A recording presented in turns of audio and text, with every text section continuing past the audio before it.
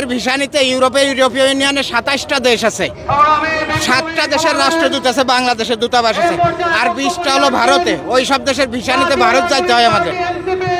সেই 20টা দেশের রাষ্ট্রদূতরে এই বিপদের সময় মার্চ মাসে উনি বাংলাদেশে ডেকে নিয়ে আইছে।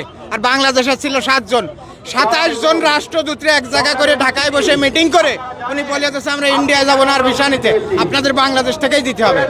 27 দেশের রাষ্ট্রদূতরে এক জায়গা করেছে দিল্লির থেকে এনে, যা পৃথিবীতে কারোর দ্বারা কোনোদিন সম্ভব না। সেই কাজটা উনি করে দেখাইছে।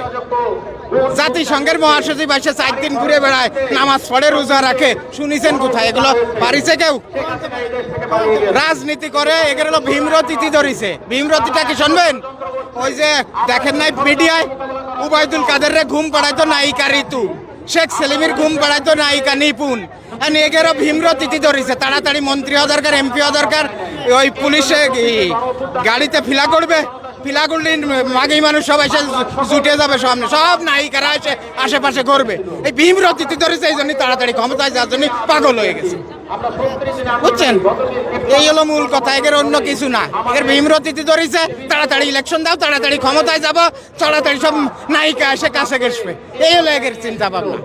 আর লুটপাট করে খাবো, এই ছাড়া আর কিচ্ছু না। কিসের ইলেকশন? 53 বছরের দেশে ইলেকশন হয়েছে অন্তত 30 বার। কি হয়েছে ভাই?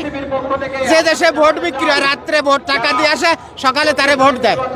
যে দেশে পিস্তল দেখা আসে যায়, কালকে আমারে ভোট না দিলে তোমার খবর আছে।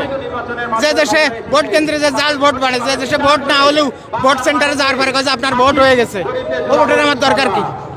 ভোটের মূল উপলক্ষ ভোট কেন্দ্র, সেখানে পাহাড়ে যায় আনসার আর পুলিশ। সেই আনসার পুলিশ নাই দেশে। যতদিন আনসার পুলিশ গঠন না হবে, তারা সক্ষমতা অর্জন না করবে ভোট কেন্দ্র পাহারা দেওয়ার, ততদিন কোনো নির্বাচন না, শেষ। হ্যাঁ, নতুন বাংলাদেশ চাই, পুরোনো সব দেখা